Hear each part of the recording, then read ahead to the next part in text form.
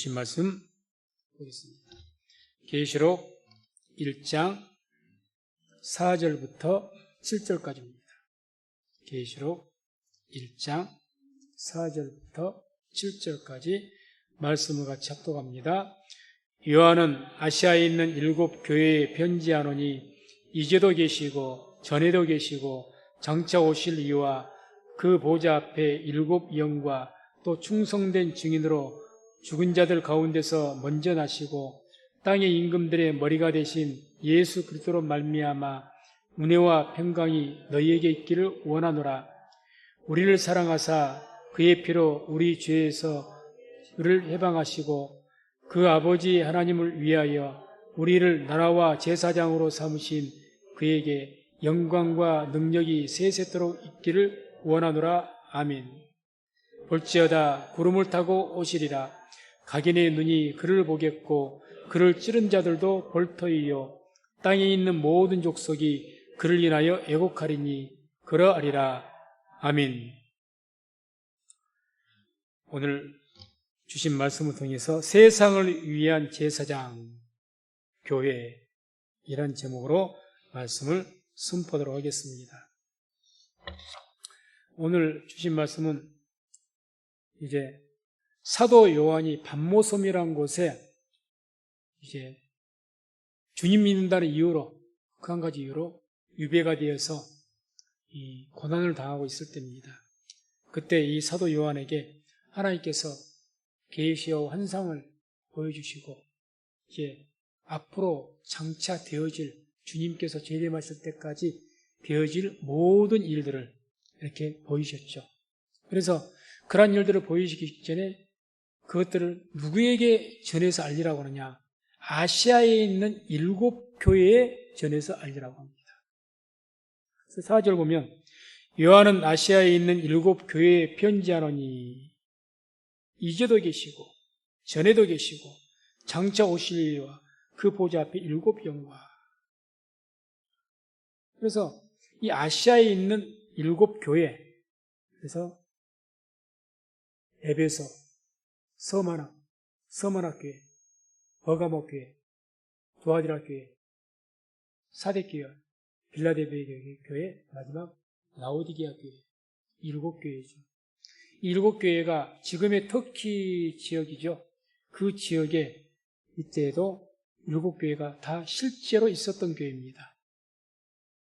그런데 하나님께서 유명한 다른 고린도 교회도 있고 로마 교회도 있고 또 가장 중요한 예루살렘 교회도 있는데 그 아시아 지역에 있는 7 교회를 특별하게 사대교회라든지 빌라델비아 교회라는 사실 우리가 성경은 생소한 교회들이지 않습니까? 근데 그런 교회들을 이제 다 하셔서 이 7 교회를 향하여서 말씀을 하신 겁니다. 그래서 이제 이것을 성경을 연구하면서 많은 목사님들과 신학자들이 도대체 이 7 교회를 뭘 의미할까? 그래서 모든 세계 모든 신학 공통적으로 이 말씀들을 해석한 것이 이 7 교회는 앞으로 오고 오는 주님 오신 날까지 이 땅에 존재하게 될 세계의 모든 교회를 의미한다, 상징한다. 이렇게 누구도 개신교, 카톨릭까지는 모르겠고 우리 개신교 전 세계 모든 교회 전 세계적으로 다 동일합니다. 그렇죠. 그래서 오고 오는 마지막 시대 모든 이제 그때 당시 사도 요한 이후로부터 생겨질 모든 교회들. 그래서 하나하나 이제 공부하면 에베소 교회는 어떤 시대를 말하고 이렇게 쭉 나옵니다. 그래서 오늘 할 수가 없고 아무튼 그런 교회입니다. 그래서 오늘 그러면 주신 말씀은 이제 우리가 이렇게 봤죠. 이 말씀은 앞으로 오고 오는 모든 세대의 교회들에게 주신 말씀이다. 이렇게 우리가 말씀을 볼 수가 있는 겁니다. 그래서 이제 오늘 주신 말씀 핵심이 뭐냐? 6절의 말씀이 그 핵심입니다. 6절. 그 아버지 하나님을 위하여 우리를 나라와 제사장으로 삼으신 그에게 영광과 능력이 세세토록 있기를 원하노라. 아멘. 주님께서 주의 핏값으로 우리를 사셨다고 했죠. 교회를. 그 교회를 세우신 목적에 대해서 지금 이야기합니다. 그래서 보면은 우리를 나라와 제사장으로 삼으신 그에게, 우리를 나라와 제사장으로 삼으셨다. 이 삼으셨단 말은 이 포이에오라는 단어를 쓰는데 만들다, 제작하다. 만든다는 뜻이에요. 그 뜻은. 그러니까 우리를 나라와 제사장으로 만드시기 위해서 교회를 세우셨다는 겁니다. 두 가지 의미죠. 우리를 나라와 제사장. 한마디로 우리를 하나님의 나라와 제사장의 나라로 만들기 위해서 교회를 세우셨다는 겁니다. 그러기 위해서 주님께서 핏값을 치르시고 교회를 세우신 거죠. 출애굽기 19장 5절 6절을 보면 말씀을 잡독합니다. 세계가 다 내게 속하였나니 너희가 내 말을 잘 듣고 내 언약을 지키면 너희는 열국 중에서 내 소유가 되겠고 너희가 내게 대하여 제사장 나라가 되며 거룩한 백성이 되리라. 너는 이 말을 이스라엘 자손에게 고할지니라. 아멘. 이미 광야 교회라고 표현할 수가 있겠죠. 출애굽 시대에 그 이스라엘 백성이 교회죠. 오늘 같으면 거기서 너희가 내게 대하여 제사장 나라가 되며 거룩한 백성이 되라. 이미 그때부터 말씀하신 거죠. 왜 하나님께서 이스라엘 백성들을 택하셨느냐? 세상 모든 나라들에 대해서 제사장 나라가 되라. 너희가 이야기입니다. 그게 이스라엘 백성들 주신 사명이에요. 너희만 잘 먹고 잘 살지 말고 주님께서 이스라엘 백성들만 구원하십니까? 그렇지 않습니다. 모든 인류를 구원하시고자 하는 것이 하나님의 뜻인 줄로 믿습니다.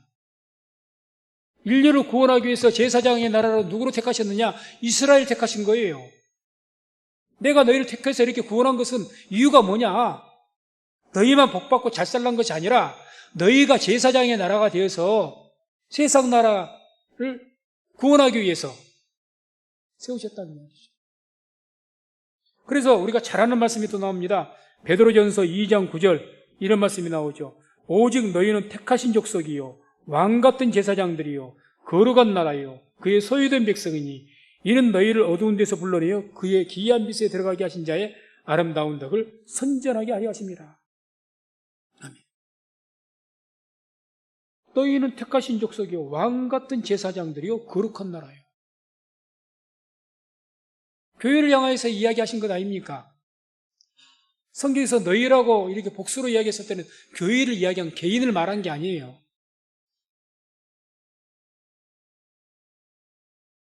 왕같은 제사장, 제사장으로 세우시기 위해서 하나님의 나라, 그의 나라, 하나님의 나라로 세우시기 위해서 너희를 택하시고 세웠다 말씀하시죠. 그래서 이런 말씀들 보게 되면 주님께서 왜 그 모진 피를 핏값 세우시고 교회를 세우셨다. 그렇게 교회를 세우시려고 했는가? 분명한 목적이 있습니다. 이 말씀을 가지고 우리가 오늘날 왜 교회를 세워나가야 되고 앞으로도 섬겨야 되는지 그 분명한 목적과 뜻을 깨닫게 되는 시간 되시기를 주의 이름으로 축원드립니다. 우리가 교회를 섬기는 그 목적과 뜻을 알지 못하면 지치죠. 그리고 만약에 우리가 예수 믿는 것이 교회 섬기는 것이 단지 내가 받는 복과 평안을 위해서만 했더라면 뭐 특별하게 핍절한 것 없고 몸이 아프지 않고 문제가 없는 이상 굳이 교회를 섬겨야 될 필요성과 이유를 모르는 겁니다. 그러나 주님께서 교회를 섬김을 통해서 우리에게 복을 주시기도 하지만 그 본질적인 궁극적인 목적은 이 교회를 세워서 이 세상 가운데서 하나님의 제사장의 나라로 세우시고 하나님의 나라로 세우시기 위해서 우리를 부르시고 세우셨다는 것을 잊지 마시기를 주의 이름으로 축원을 드립니다. 그래서 먼저 첫 번째, 주께서 교회를 세우신 이유, 교회를 하나님의 나라로 세우시기 위해서 주께서 우리를 부르시고 세우셨습니다. 하나님의 나라. 그러면 하나님의 나라라는 게 도대체 뭐냐? 쉽게 표현해서 이렇게 표현할 수가 있습니다. 우리나라 대한민국이라는 그 나라, 이 나라가 나라라고 이야기할 수 있는 그것을 이야기하려면 어떻게 됩니까? 어디에 있든지, 영토가 어디에 있든지 우리나라의 법적 혈육에 미친 곳은 다 대한민국입니다. 맞습니까? 우리나라의 법적 혈육이요. 그러니까 미국에 대사관이 있으면 그 대사관 영역은 대한민국 영역입니다. 법적으로는. 우리나라의 법의 효력이 미친 곳은 다 대한민국 나라예요. 우리나라예요. 자, 이것을 그대로 끌어와서 하나님의 나라는 그러면 어디가 하나님의 나라일까요? 하나님의 말씀에 효력이 미친 곳은 다 하나님의 나라입니다. 하나님의 나라. 교회가 왜 하나님의 나라냐? 하나님의 말씀에 의해서 통치를 받지 않습니까? 하나님의 말씀에 통치를 받고 순종하고, 그러니까 하나님의 나라고. 누가 하나님의 백성입니까? 하나님의 말씀에 순종하고 믿고 순종하는 자가 하나님의 백성이지, 믿지 않고 순종하지 않는 자가 하나님의 백성이랍니까? 안 그렇죠? 교회 등록카드에 등록이 있다 할지라도 개인이 하나님과 1대1 대결해서 1대1 딱 했을 때 진실로 주님을 믿지 않고 말씀에 순종하지 않으면 하나님의 백성 아닙니다. 그러지 않습니까? 그러니까 어디가 하나님의 나라냐? 하나님의 말씀의 통치 영역이 미치는 곳 다. 그러니까 그런 나라, 그러니까 하나님의 나라, 이런 교회 같은 하나님의 말씀을 믿고 순종하는, 하나님의 말씀의 통치를 받는 그런 나라를 이 땅에 세우기 위해서, 이 땅에 주님의 재림하시면 이제 온 세계가 그렇게 되겠죠. 온 세계가. 그러나 그 이전에 주님 오시기 전까지는 세계 각처에서 주님께서 교회를 세우게 하시고, 적든지 크기가 적든지 크든지 하나님의 나라를 이루어 나가는 것. 그래서 그 영역을 확장시키는 것. 그게 영역을 확장시키는 하나님의 말씀의 그 통치 영역이 넓어져 가는 거죠. 우리가 누군가 전도를 위해서 예수님 믿게 만들고 말씀에 순종하게 만들고 하나님의 나라 영역이 확장되는 겁니다. 그런 하나님의 나라를 이루시기 위해서 주님께서 교회를 세우신 겁니다. 그래서 우리가 섬기는 교회가 어떤 사람의 어떤 능력과 힘이나 어떤 세력이나, 오늘날 교회가 문제가 많이 생긴 게 만몬신이라고 그러죠. 교회에도 물질신이 들어와서, 탐욕의 신이 들어와서 그냥 자기 배만을 섬기고 탐심으로 주님을 섬기기 때문에 누구의 통치를 받습니까? 진정 말씀의 통치를 받습니까? 돈의 통치를 받고 권력의 통치를 받습니다. 내 욕심에 의해, 내 탐심에 의해서 통치를 받습니다. 내 인생이. 교회조차 그럴 수도 있습니다. 교회가 타락한. 그것은 하나님의 나라가 되지 못합니다. 탐심은 곧 우상숭배니라. 아무리 내가 교회에 등록이 되어 있고 직분이 서로 목사일지라도, 만약에 목회자가 자기의 야욕을 위해서 탐심으로 목회를 한다, 아무리 능력을 행하고 큰 것을 이뤘다 할지라도 그분은 하나님의 백성 아닙니다. 목사가 아니라 하나님의 백성도 되지 못합니다. 누구를 섬기고 있습니까? 나의 배를 섬기고 있고 탐심을, 우상으로 섬기고 있으니까. 나에게 주인이 누군데요? 주인 말 듣지 않습니까? 하나님 말씀 듣습니까? 하나님 말씀보다는 돈의 말을 듣죠.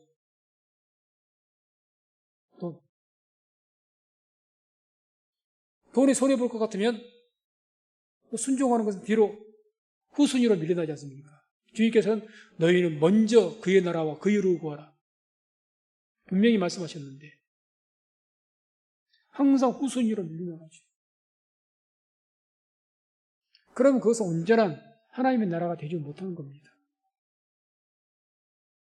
그래서 우리가 교회를 섬길 때 어떻게 교회를 섬기느냐? 하나님의 목적이 하나님의 나라를 이루시는 겁니다. 하나님 나라니까 하나님의 말씀의 통치 영역이 넓어지는 거예요. 그러니까 누구 말도 목사가 단상에서 자기의 생각을 말한다면 그거 들을 필요 없습니다. 근데 성경의 말씀을 분명하게 해석을 하고 성경의 말씀대로 전한다고 생각이 되면 그거는 이유가 없이 순종해야 되는 겁니다. 순종해야 되죠. 그 말씀에 순종해야 그 사람이 하나님의 백성이에요. 그런 분들이 모이는 곳이 하나님의 나라입니다. 그래서 우리는 이렇게 교회를 섬길 때 항상 먼저 또 우리가 초신자들 우리가 다른 거 권면할지라도 권면할 때 다른 거 권면하지 마시고 어떻게 해서든지 하나님 말씀을 잘 듣고 잘 믿고 잘 순종하는 길을 그렇게 기도해 주고 그렇게 권면하시기 바랍니다. 그렇게 권면해요. 좀 더 구체적으로 우리가 본다면 이제 교회가 하나님의 나라가 되려면은 우리가 항상 이 사도신경을 우리가 고백을 합니다. 마지막 부분에 사도신경은 세 가지를 믿습니다고 고백을 하죠. 중요한 세 대지가 있습니다. 첫째는 성부 하나님을 믿습니다. 둘째는 성자 예수님 믿습니다. 마지막 세 번째는 성령님을 믿습니다. 딱 이렇게 분명히 나눠져 있죠. 성부, 성자, 성령을 믿는다고 고백한 거예요. 우리가 지금.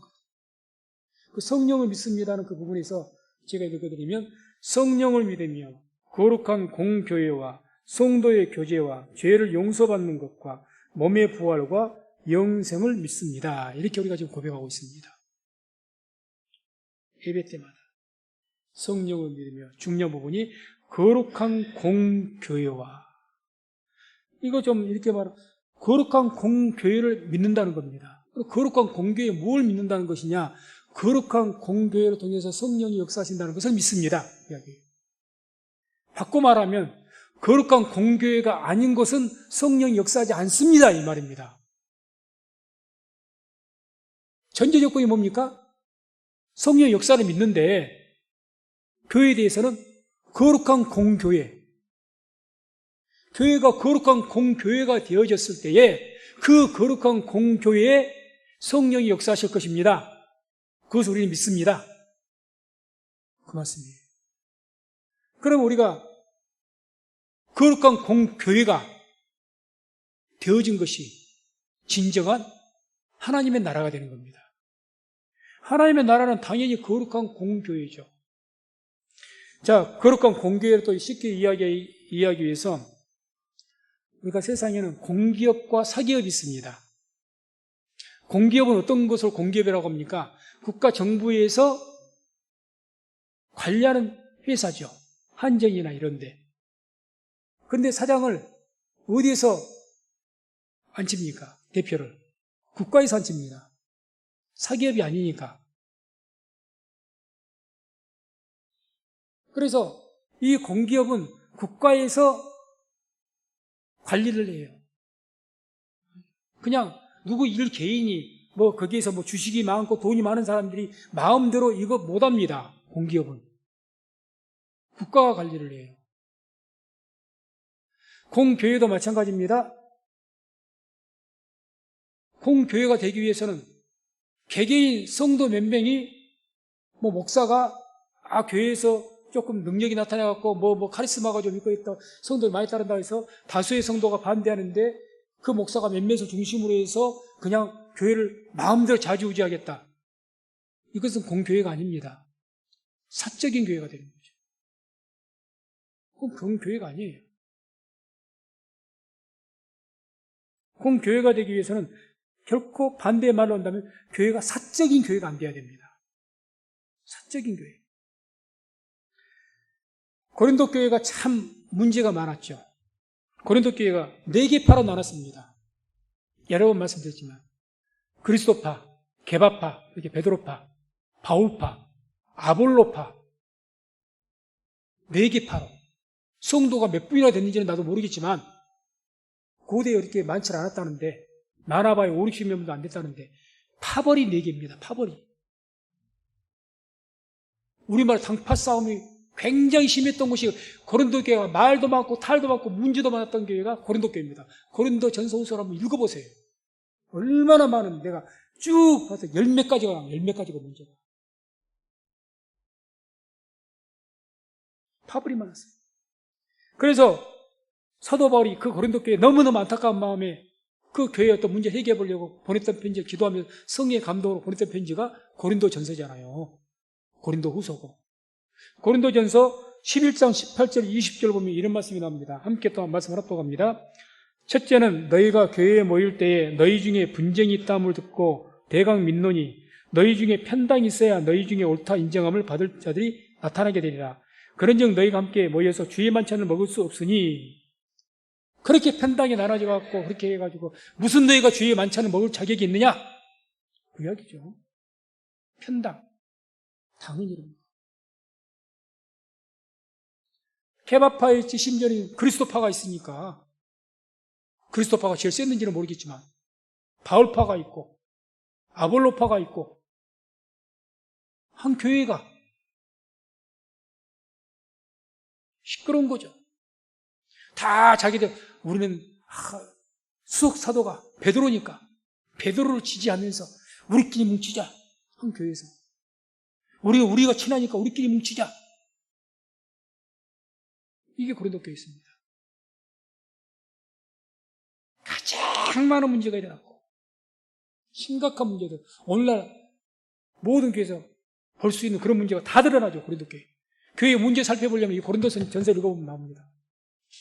각종 교회 죄악들이 다 나오니까. 죄들의 백화점입니다. 백화점. 그러니까 이와 같이 성경에서는 당을 이루는 것 굉장히 정죄합니다. 무섭게 진노하십니다. 유다서 1장 19절 보면 이런 말씀이 나오죠. 이 사람들은 당을 짓는 자며 육에 속한 자며 성령은 없는 자니라. 성령 없다, 그것도. 자기 욕심이 있다, 자기들끼리 친하다고 막 교회 안에서 막 해가지고 쏙닥쏙닥 해서 자기들끼리 뭉치고 한 교회에서, 그건 육에 속한 자고 성령이 없다, 이렇게 하죠. 그래서 그게 이렇게 자꾸 되면은 어떻게 되냐, 오늘날 뭐 크게 말하면은, 오늘날 우리가 뭐 성도 대부분 다 아시니까 교단의 문제도 그래 생기는 겁니다. 몇몇 힘센 교회가 교단을 좌지우지 해버리니까, 전체를. 교단 속에 수천 개 교회가 돼도 뭐 큰 교회 몇 개 모여가지고 흔들어 버리면 맥을 못 추죠. 그렇게 거룩한 공교단이라고 할 수가 있겠습니까? 그러니까 개혁을 하자고 날린 거죠. 개교회도 마찬가지입니다. 그래서 어떻게 해서든지 우리는 교회가 어떻게 되기를 위해서 기도해야 되냐? 거룩한 공교회가 되기 위해서. 그래서 하나님 말씀에 통치를 받고 더 구체적으로, 그래서 교단에도 모든 교회들이 따라야 될 교단의 교리와 헌법이 있습니다. 법이 있어요. 교단의 교리를 다 따라야죠. 모든 개교회는. 우리 교회도 마찬가지고, 우리 순복음교회는 따라야죠. 또 우리 교단에 법이 있습니다. 따라야죠. 우리 수가 많다고 우리 이 법이 우리에게 유리하지 않아? 나는 못 따르겠어. 당을 이루어. 교회도 마찬가지고, 우리 교회는 이제 그 교단의 헌법이고, 그 밑에 각 교회가 뭐가 있습니까? 뭐 지방에서는 뭐 지방의 법이 있고, 그 지방에 살아있는 각 교회에 소속된 교회는 다 정관, 교회 법이라는 게 또 있습니다. 그 사람에. 거기에 따르는 거죠. 그 모든 법이 함께, 그 법을, 정관을 만들어갈 때 함께 의논해서 만들어가고, 가장 교회를 하나님의 거룩한 공교회로 만들기 위해서 합당한 그런 법들을 세워서 쭉 만들어 놓고 함께 지키는 거죠. 그 따르는 겁니다. 이유죠. 그러면 100에 대해서 내가 이런 법에서 어떤 것을 하게 되면 내 마음에 안 맞을지라도 60%가 따르면 40%는 거기서 승복해주고 깨끗이 따라주고, 그래야 교회가 어떤 특정 세력에 의해서 좌지우지 안 되고 공교회가 되어지는 겁니다. 우리 성민선보교회가 이제 그렇게 지금도 뭐 잘 해왔지만 더 이렇게 우리 규모가 적기 때문에 그 어떤 정관이나 이런 것이 아직까지 그렇게 뭐 중요하게 대두가 되지 않습니다. 그러나 우리가 지금 기도하고 있는 것이 50명의 추석성도 그 정도가 되면 그런 것이 굉장히 중요합니다. 그래야 교회 질서가 잡히는 것이고 한쪽으로 좌로는 안 치우죠. 누구 어떤 세력이 있어요. 왜? 목회자도 따라야 되고 다 따라야 되니까. 아무튼 그렇게 될 때에 말씀과 교회의 그런 법으로 되어질 때 거룩한 공교회가 되어지는 겁니다. 그게 곧 하나님의 나라라는 거죠. 하나님의 나라. 그래서 그렇게 될 때 사람의 어떤 개인의 욕심이나 뭐 또 주장에 의해서 되지 않고 하나님의 거룩한 어떤 공의에 따라서 운영될 때 그때 성령께서 교회 가운데 역사하시고 그 교회가 하나님의 영광을 세상에서도 나타낼 수 있는 줄로 믿습니다. 그걸 세우기 위해서 그런 하나님의 나라, 거룩한 공교회를 이 땅에 세우시기 위해서 사람의 사적인 교회가 아니라 거룩한 공교회. 그래서 우리 성도님들 기도하실 때 우리 성민교회가 그런 교회가 되게 해달라고 저도 계속 기도를 합니다. 그런 교회가 되게 해달라고 기도하시기를 주의 이름으로 부탁을 드립니다. 그 다음 두 번째로는 주님께서 왜 교회를 핏값을 사시고 큰 희생을 치르면서 이 교회를 세우셨느냐? 교회를 세상의 제사장으로 세우기 위해서 제사장 나라로. 그래서 출애굽기 19장 아까 6절 보면 너희가 내게 대하여 제사장 나라가 되며 또 오늘 본문 6절 보면 우리를 나라와 제사장으로 삼으시. 베드로전서 2장 9절 보면 오직 너희는 택하신 족속이요 왕 같은 제사장들이요. 제사장의 나라, 제사장의 나라. 그럼 우리가 이제 이 제사장의 나라가 되기 위해서 교회가 어떻게 해야 되느냐? 먼저 히브리서 6장 20절 보면 이런 말씀이 나옵니다. 그리로 앞서가신 예수께서 멜기세덱의 반차를 조차 영원히 대제사장이 되어 우리를 위하여 들어가셨느니라. 그러니까 먼저 우리가 알아 제사장이 살아야 할 것은 영원한 대제사장은 예수님이십니다. 예수님. 우리가 그리스도를 본받아라 그러죠. 그 제사장이께서 행하신 그 일을 우리가 본을 받아야 돼요. 본을 받아야 됩니다. 그런 이 제사장이신 예수님이 어떤 분이셨냐고 말씀하느냐. 디모데전서 2장 5절 보면 같이 말씀을 합독합니다. 하나님은 한 분이시요 또 하나님과 사람 사이에 중보도 한 분이시니 곧 사람이신 그리스도 예수라. 아멘. 자, 주님께서 왕같은 대제사장, 영원한 대제사장인데 우리가 제사장의 나라의 그 역할을 해야 된다 하지 않습니까? 그리고 주님께서 하셨던 그 본을 쫓아가야 되는 거예요. 근데 주님이 어떠셨다고 합니까? 하나님과 사람 사이에 뭐가 되셨다고요? 중보가 되셨답니다. 중보. 그러니까 하나님과 사람 사이, 세상과 하나님 사이에 중보가 되셨다는 거예요. 우리가 그렇게 되라는 겁니다. 너희가 그것이 되라는 거예요. 세상은 죄악으로 타락했고 이제는 내가 택한 너희는 거룩한 나라이니까 하나님의 나라이요 제사장의 나라이니까 제사장의 역할을 해라. 하나님과 어디 사이에서? 세상 사이에서. 그게 중보자입니까? 그게 중보자. 중간에서 역할을 해주는 것. 하나님과 세상을 엮어주는 것, 연결시켜주는 것. 그게 우리가 해야 될 일이라는 겁니다. 그거 잊지 마시기 바랍니다. 영적인 중매자입니다. 영적인 중매자예요.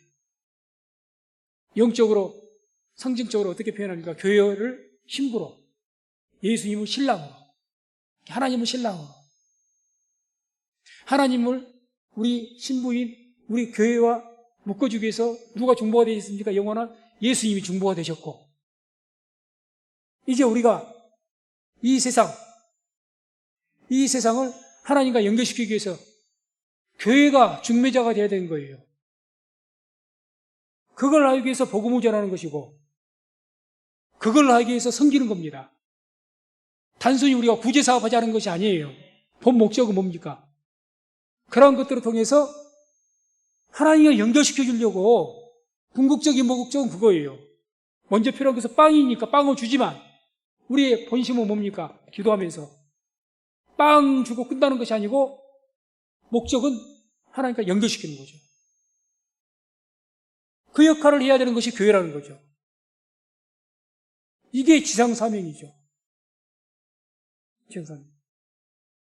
그래서 우리가 주님의 모습을 봐서 이렇게 중보자가 되기 위해서 그러면 어떻게 돼? 우리가 중보자가 지금 교회가 돼야 되는데 뭘 어떻게 하는 것이 중보자 역할을 하는 것이냐? 그런데 구약시대에 제사장이 어떤 일을 했느냐? 이걸 우리가 좀 살펴볼 필요가 있습니다. 구약시대 제사장이 가장 최우선으로 가장 중요하게 행했던 게 다 뭡니까? 하나님 앞에 제사 드리는 것. 그것보다 더 중요한 게 있습니까? 제사장에게는요, 백성들을 대신해서, 백성들이 재물 가지고 오면 대신해서 하나님 앞에 제사를 드려주는 것이 최고의 임무였습니다. 그것이 최고. 다른 다른 작은 어떤 직무도 있지만 다 그것을 위해서 존재하는 직무예요. 제사를 드리게 하기 위해서. 레위기 1장 2절에서 4절 보면 이런 말씀이 나옵니다. 이스라엘 자손에게 고하여 이르라. 너희 중에 누구든지 여호와께 예물을 드리려거든 생축 중에서나 소나 양으로 예물을 드릴지니라. 그 예물이 소의 번제이면 흠없는 수컷으로 회막문에서 여호와 앞에 연락하시도록 드릴지니라. 그가 번제물의 머리에 안수할지니 그리하면 연락되어 그를 위하여 속죄가 될 것이라. 자, 구약시대는 하나님 앞에 제사를 제물 가지고 연락됐단 말은 기쁘게 받으신다는 겁니다. 하나님께서. 오늘 같으면 주님께서 너희가 예배를 드리고 신령과 진정으로 예배를 드릴지니라 그러지 않습니까? 그래야 하나님께서 그 예배를 기쁘게 받으신다고. 구약시대는 흠없는 제물로 하나님의 법대로 율법대로 제물을 가져오면 하나님의 법대로 제사를 드리면 주님께서 연락하셨습니다. 그 일을 해야 될 직무를 가진 사람이 제사장이었어요. 제사장. 그걸 너희가 하라. 그 말입니다. 그럼 오늘날 뭘 이야기한 겁니까? 우리가 세상 사람들의 그 죄를 위해서 주의 이름으로 예배를 드리는 겁니다. 예배를 우리들만 위해서 드린다고 생각하면 큰 오산입니다. 적어도 이 지역에 사니까 이 지역 사회를 위해서 우리가 예배를 드리는 거예요. 우리가 복의 근원이 되어야 되지 않습니까? 세상에 제사장 나라, 이 지역의 제사장의 나라가 돼야 되잖아요. 저들 예배를 위해서. 그렇게 예배 안에 우리가 오늘도 기도했지만 공동 기도문으로 나라와 민족을 위해서 기도하는 것이고 이 지역 사회를 위해서 기도하는 것이고 이들을 그렇게 섬겨야 되는 거죠. 섬겨야 되죠. 그냥 형식적인 이렇게 예식적인 예배뿐만 아니라 실제로 산제사로 드리는 것은 이제 그래서 지역사를 섬기는 겁니다. 가서 산제사로 섬기는 거죠. 가서 뭣도 물질도 좀 나누고 도울 거 있으면 좀 돕고 그거 다라고 세우신 겁니다. 그거 다라고. 하나님과 이 세상 사이에 조금 연결시키라고. 그렇게 해서 우리가 예배를 신령과 진정으로 하나님께 예배를 드리기 위해서 구약시대 제사가 연락이 되면 어떤 결과가 있게 되느냐. 민수기 18장 5절 보면 이런 말씀이 나옵니다. 이와 같이 너희는 성소의 직무와 단의 직무를 지키라. 그리하면 여호와의 진노가 다시는 이스라엘 자손에게 미치지 아니하리라. 우리가 주의 이름으로 예배를 드리면요, 이분들을 위해서 기도하고 이렇게 예배를 드리면요, 하나님의 진노가 세상에 임하지 않습니다. 우리 때문에. 우리 때문에 임하지 않습니다. 우리 때문에.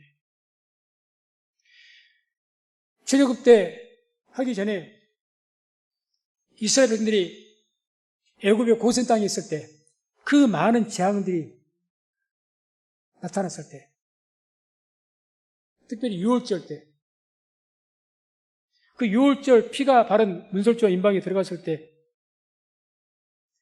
누구든지 이스라엘 백성들이 아닐지라도 누구든지 그 안에 들어가면 하나님의 진노를 피했습니다. 진노를 피했어요. 그러니까 우리가 예수의 피로, 오늘 예수의 피로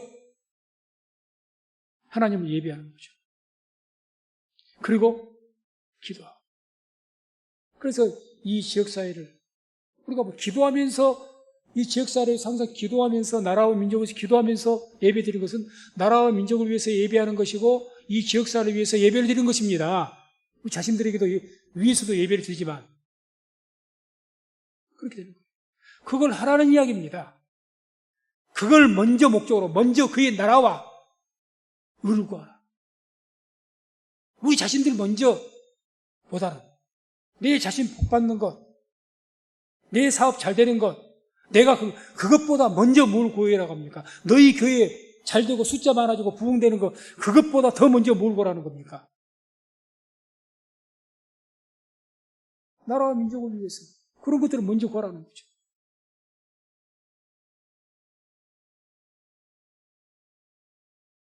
그래서 우리는 주의 이름으로 제사장적인 그 나라가 되기 위해서는 항상 예배를 드릴 때마다 그런 마음으로 예배는 나 자신, 물론 예배는 첫째는 하나님께 영광을 돌리는 것이 궁극적인 목적이고 또 예배를 드리면서 내가 하나님의 은혜와 복을 받고 우리 교회가 은혜와 복을 받고 더 나아가서 예배를 통해서 우리가 복의 근원이니까 우리가 예배를 드리면서 이 지역사회가 복을 받고 이 지역에서 여기서 이 땅에서 복을 월산동에서 우리가 예배를 드리니까 이 지역 주민이 복을 받고 또 우리가 이 나라에 속해 있으니까 우리가 있으므로 우리 민족이 복을 받고 교회가 있으니까 그렇게 되어진다는 믿음을 가지고 예배를 드리시기를 주의 이름으로 축원을 드립니다. 그리고 두 번째로는 우리가 중보자가 되어서는 세상을 위해서 기도해야 됩니다. 한마디로 중보기도 해야 된다는 거죠. 중보기도 우리 교회 형제들만 하는 것이 아니고 이 지역사회를 위해서 나라 그게 다 중보기도입니다. 당연히 해야 됩니다. 특히 교회가 모여서 예배드릴 때. 누가복음 23장 34절 보면 주님께서 이렇게 기도하십니다. 이 예수께서 가라사 십자가에 서죠. 아버지여 저희를 사하여 주옵소서 자기 하는 것을 알지 못함이니이다. 우리가 이런 마음으로 중보 기도해야 됩니다. 우리의 중보자이신 영원한 제사장이신 예수님께서 세상을 위해서 그렇게 기도했습니다. 주님을 십자가에 못 박았던 저들을 위해서 저들이 자기 하는 것을 모릅니다. 오늘날 안티세력인이 많은 세상이 얼마나 교회를 핍박합니까? 그들을 위해서 우리도 그렇게 기도할 수가 있어야 된다는 거죠. 주님, 세상이 지금 교회를 이렇게 핍박하는데 하나님은 모르니까 저럽니다. 불쌍히 여겨달라고, 저들의 죄를 사해달라고, 그리고 주님 알게 해달라고, 하나님 은혜를 알게 해달라고 그렇게 기도해야 될 줄로 믿습니다. 그게 우리가 할 일이에요. 세상이 교회를 핍박한다고 이 마귀 새끼들하고 싸우는 것이 아니고 마귀 새끼들 영적으로 싸우는 거지. 기도하면서 그 영적 싸움이 육적으로 가서 전쟁 붙으라는 이야기가 아니지 않습니까? 원수를 사랑하라고 했잖아요. 원수를 사랑하라고 하신 예수님인데 아니 우리 교회 핍박한다고 싸워요? 전쟁을 해요? 북한이 같은 형제이고 동포인데 이랬다고 북한을 빨리게 해라고 하면서 원수를 삼아요? 그건 하나님의 뜻이 아닙니다. 저들이 모르니까 깨닫게 해달라고 그렇게 기도할 수 있는 것이 믿는 성도가 되어야 되는 것이고 교회가 되어야 되는 거죠. 교회. 그래서 시편 81편 10절 말씀을 한번 시편 81편 10절 말씀 잘못 찾은 것 같네요. 찬란한 말씀이니까 제가 봉독에 올립니다. 나는 너를 애굽 땅에서 인도하여 낸 여호와 내 하나님이니 내 입을 넓게 열라 내가 채우리라. 아멘. 이 말씀을 참 우리가 좋아합니다. 내 입을 넓게 열라 내가 채우리라. 어떤 입을 말할까요? 기도의 입입니다. 기도의 입.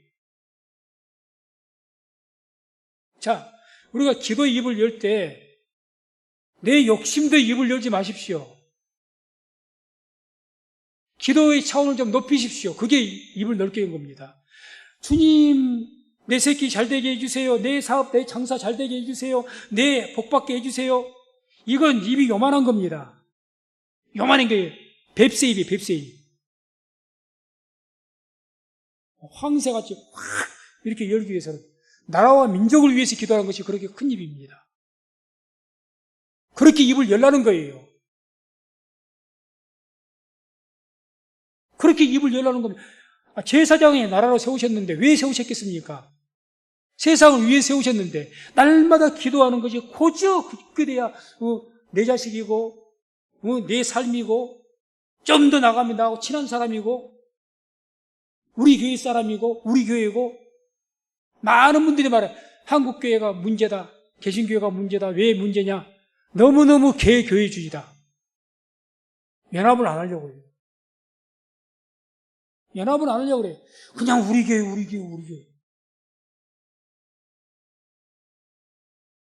입을 넓게 열라는 것은 그냥 엉뚱하게 해석하는 거야. 우리 교회가 1000명이 되게 하옵소서. 아직 우리가 지금 째까는 교회가 그렇게 기도한 교회 많습니다. 주님, 이 성전을 가르치고 1000석이 되게, 1000석이 되게 하옵소서. 몇만 성도가 되게 하옵소서. 10만 성도가 되게 하옵소서. 그런 것만 기도하는 거예요. 그게 입을 넓게 열는다고 생각한 겁니다. 탐심입니다. 아닙니다. 우리가 입을 넓게 열고 보다 차원을 넓혀서 우리뿐만 아니라 우리 교회뿐만 아니라 다른 교회들이나 우리 지방이나 교회나 이 지역사회나 나라와 민족을 위해서 그게 입을 넓게 여는 거예요. 그게 믿음이 그릇이 큰 사람입니다. 믿음이 그릇이 큰 거예요.